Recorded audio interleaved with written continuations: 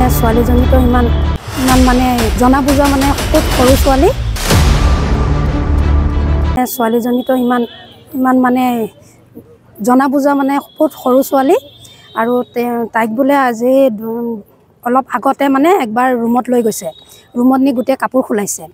কাপোৰ খোলাই তাৰ নেক্সট এতিয়া দুদিনমানৰ আগতে তাৰিখটো ভালকৈ নাজানো মই, তাইও ক'বও জনা নাই। দুদিনমানৰ আগতে ৰুমত নি গোটেই কাপোৰ খোলাইছে আৰু দেহত টাচ কৰিছে মানে সমীন পাঠকে কৈছে, সমীন খুৰা বুলি কৈছে।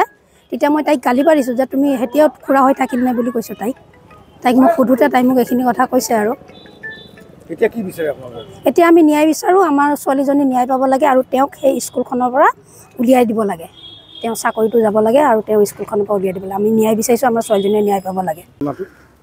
তাৰমানে মই এই ভুক্তভোগীৰ খুৰাক হওঁ। যোৱাকালি ৰাতি ঠিক 7টামান বজাত খবৰ আহিল মোৰ বৌৰ পৰা। খবৰটো এনেকুৱা ধৰণৰ, মাজবাট এই বিদ্যাপীঠ হাইস্কুলৰ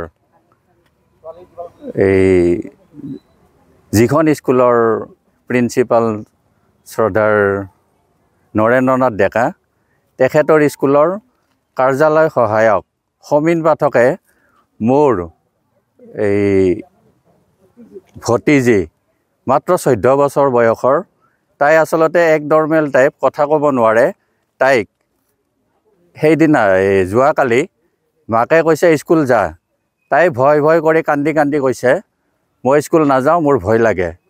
আৰু যেতিয়া তেনেকৈ ক'লে, মাকে আকৌ জোৰ কৰি সোধাত তেতিয়া ক'লে মোৰ ভয় লাগে, মই স্কুল নাযাওঁ। কিয় নাযাওঁ? মোক কেৰাণী খুৰাই অমুক কৰিছে, কাপোৰ খুলি দিছে, তাৰপিছত স্পৰ্শ কৰিছে, 2-3দিনমান তেনেকুৱা কৰিছে। আচলতে এইটো বৰ লজ্জিত কথা। এখন ধৰ্ম মন্দিৰ তথা বিদ্যা মন্দিৰত অভিভাৱিকাসকলে সেইখন ল'ৰা নাই দেই, মাত্ৰ ছাত্ৰীৰ স্কুল, ছাত্ৰীসকলৰ নিৰাপত্তা নাই সেইখন স্কুলত। আৰু মই নিজকে লজ্জিত হৈছোঁ আজি। মোৰ আটাইতকৈ জীৱনত থানাত যাব লাজ লাগে আৰু বেয়া ঠাইত যাব লাজ লাগে, কিন্তু আজি ইয়াত ক'ব লগা হৈছে, বৰ লজ্জিত হৈছোঁ। সেয়েহে এই ছোৱালীজনীয়ে উচিত ন্যায় পাব লাগে। আৰু মোৰ এটা অনুৰোধ, মাজবাটৰ 39 নং চেৰফাং সমষ্টিৰ পাৰিষদ দীপক মোৰদেৱে, তাৰপিছত বিধায়ক চৰণ বড়োদেৱে আৰু আমাৰ সাংসদ দিলীপ শইকীয়া দেৱৰ দ্বাৰা এই যিটো ঘৃণনীয় কেছ হৈছে, এই কেছটো যাতে তেখেতসকলে খুব কি বুলি কয়, কঠোৰভাৱে দোষীক কঠোৰতকৈ কঠোৰ শাস্তি দিব লাগে বুলি মোৰ ফালৰ পৰা অনুৰোধ। মোৰ কঁপনি উঠিছে আজি, দুখ লাগিছে। এই সৰু ছোৱালীজনী, অবলা ছোৱালীজনীক যিটো কৰিছে, আচলতে আমি মনে মনে থাকিব পৰা নাই। মই যাই কৈছোঁ চব প্ৰচাৰ কৰি দে। প্ৰচাৰ কৰি দিলে ভৱিষ্যতে সেইখন স্কুলত আৰু কেতিয়াও এনেকুৱা কেছ নহয়। ছোৱালীজনীৰ ভৱিষ্যতে যি হয় হওক, আমি কিন্তু কেতিয়াও মেনেজ নহওঁ। 1 টকা, লাখ টকা আমি মেনেজ নহওঁ। আৰু মই গৃহ বিভাগৰ হিমন্ত বিশ্ব শৰ্মাক মই অনুৰোধ কৰোঁ, আপুনি সকলো কাম ভাল কৰি আছে, এইটো ভাল কৰি দেখুৱাওক। আপোনাক মোৰ ফালৰ পৰা বিনম্ৰ অনুৰোধ, এই সমীন পাঠক নামৰ কালপ্ৰিটটোক চাকৰিৰ পৰা ডিছমিছ কৰি, অৰ্থাৎ বৰখাস্ত কৰিব লাগে আৰু ছোৱালীজনীৰ ভৱিষ্যতৰ কাৰণে তাইক ক্ষতিপূৰণ দিব লাগে। এনেকুৱা মানুহক সদায় যদি আমি এনেকৈ মেনেজ হৈ সিহঁতক, কালপ্ৰিটবিলাকক আমি যদি এৰি দিওঁ, সমাজত ভৱিষ্যতে খুব বেয়া দিন আহিব। মই এজন শিক্ষক, বহুত লাজ পাইছোঁ। সেইকাৰণে কৈছোঁ, এই বিদ্যা মন্দিৰত ছাত্ৰ ছাত্ৰীসকলক মানৱ সম্পদ গঢ়াৰ কাৰণে অভিভাৱিকাসকলে পঠায়। আৰু তাতে কি হৈ আছে, এই ছোৱালীসকলৰ নিৰাপত্তা নাই।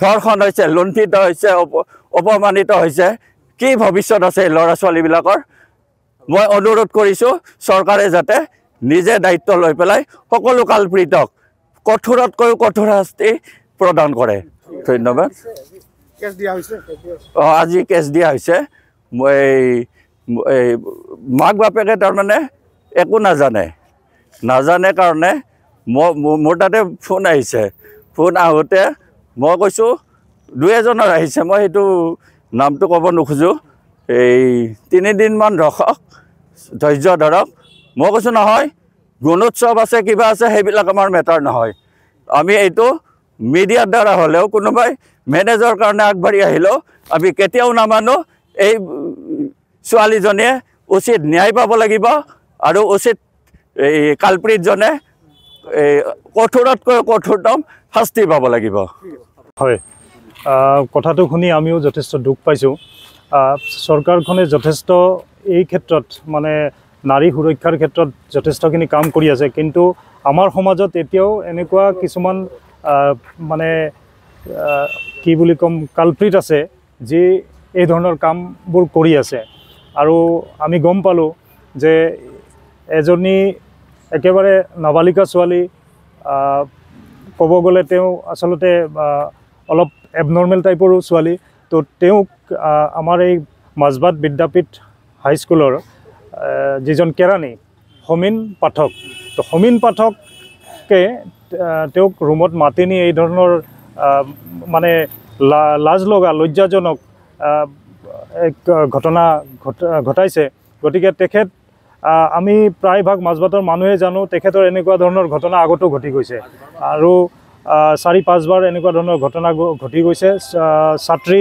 ছাত্ৰীৰ লগতে বিশেষকৈ কৰে বা ছাত্ৰীখিনি এই ধৰণে এই কৰে গতিকে এইবাৰ আমি অনুৰোধ জনাইছোঁ যাতে আজি যিহেতু পৰিয়ালৰ ফালৰ পৰা এখন এজাহাৰ দিয়া হৈছে আৰু খুব সোনকালে তেখেতক আটক কৰি তেখেতক চাকৰিৰ পৰা বৰখাস্ত কৰক আৰু এই ধৰণৰ কাম যাতে ভৱিষ্যতে সমাজত নহয় কোনো বিদ্যালয়ত নহয় বিদ্যালয়লৈকে ছাত্ৰ ছাত্ৰী বা ছাত্ৰীবিলাক নিৰাপদে গৈ শিক্ষা গ্ৰহণ কৰিব পাৰে গতিকে তাৰ বাবে আমি অনুৰোধ জনাইছোঁ গতিকে আমি ভাবোঁ আমাৰ প্ৰশাসনে আৰু মাজবাট থানাৰ ফালৰ পৰা অতি সোনকালে তেওঁক আটক কৰি এক বিহিত ব্যৱস্থা ল'ব হয়